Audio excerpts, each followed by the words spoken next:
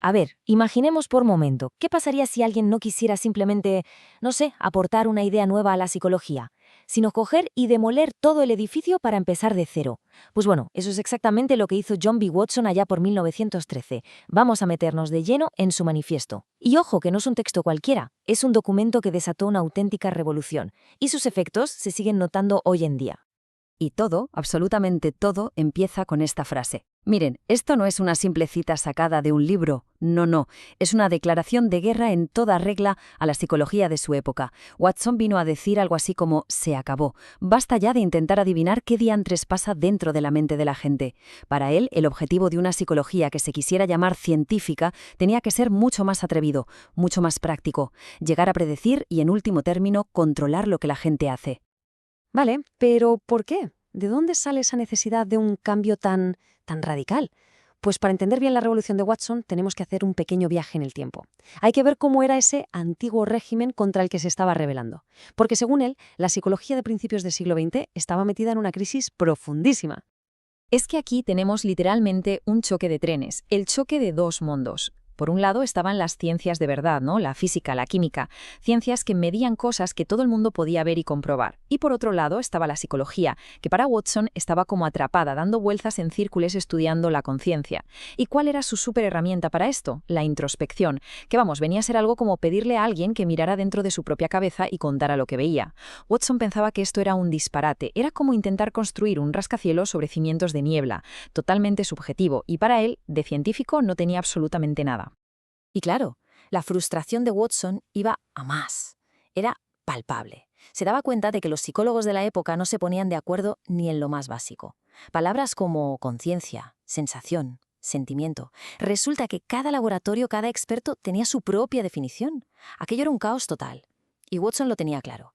Esto no es ciencia. Esto es filosofía barata, pura especulación, pero con una bata de laboratorio para darle un aire de seriedad. Así que al final su veredicto fue demoledor. No se anduvo con rodeos. La psicología, por centrarse en cosas que no se pueden ver ni definir, había fracasado. Pero fracasado con todas las letras en su intento de ser una ciencia natural de verdad. Era simple y llanamente un callejón sin salida. Hacía falta un cambio drástico, un volantazo si es que alguna vez quería sentarse en la misma mesa que las demás ciencias. Pero ojo, que Watson no era solo un tipo que venía a destruir, no. Tenía un plan para construir algo completamente nuevo sobre esas ruinas. Y lo que presentó fue una propuesta radical, una salida de emergencia para sacar a la psicología de esa crisis existencial en la que él creía que estaba sumida. Y aquí la tenemos, su gran idea, el conductismo. La cosa era sencilla, la psicología ya no iba a ser el estudio de la mente. Se acabó, ahora sería la ciencia de la conducta. Y punto.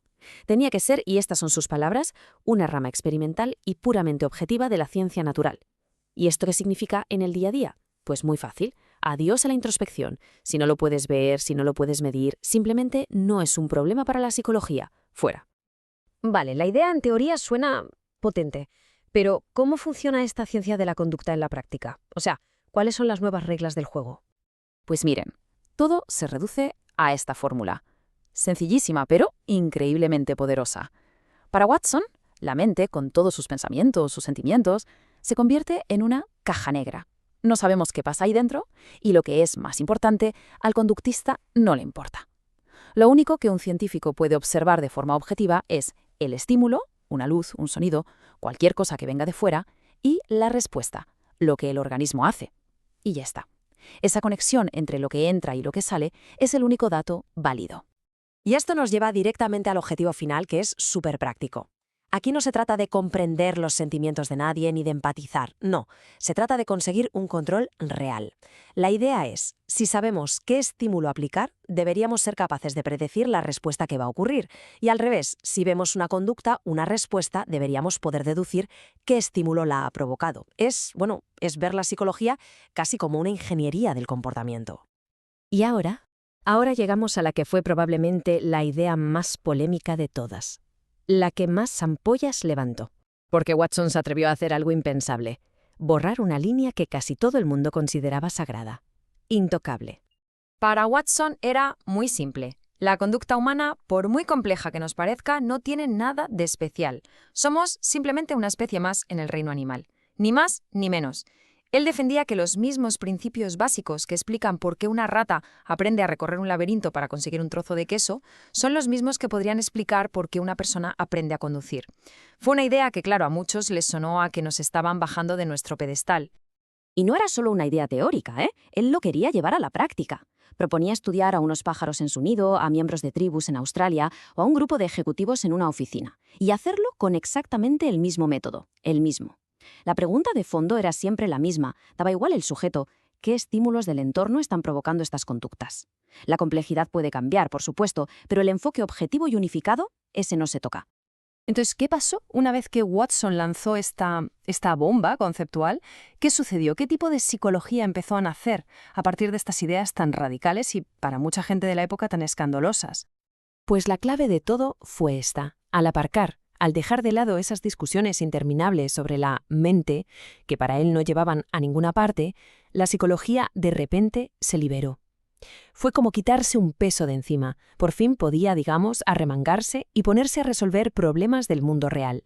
Se convirtió, por primera vez para muchos, en una herramienta realmente útil. Y esto no era solo una teoría. El propio Watson ya veía cómo las áreas más prácticas de la psicología estaban despegando. De repente tenías métodos basados en el conductismo para mejorar la educación en las escuelas, para diseñar anuncios que funcionaran de verdad, o incluso para analizar el testimonio de un testigo en un juicio. La psicología por fin tenía algo tangible, algo concreto que ofrecer a la sociedad. Y así llegamos al final, con la gran pregunta que en el fondo lo resume todo. Es el desafío que Watson nos lanzó hace ya más de un siglo, pero que sigue ahí, resonando con una fuerza increíble. ¿Puede la psicología ser una ciencia de verdad sin estudiar la mente? ¿Es posible llegar a entendernos a fondo fijándonos solo en lo que hacemos? ¿O es esa experiencia interna, esa misteriosa caja negra, una parte tan esencial de lo que somos que simplemente no podemos ignorarla?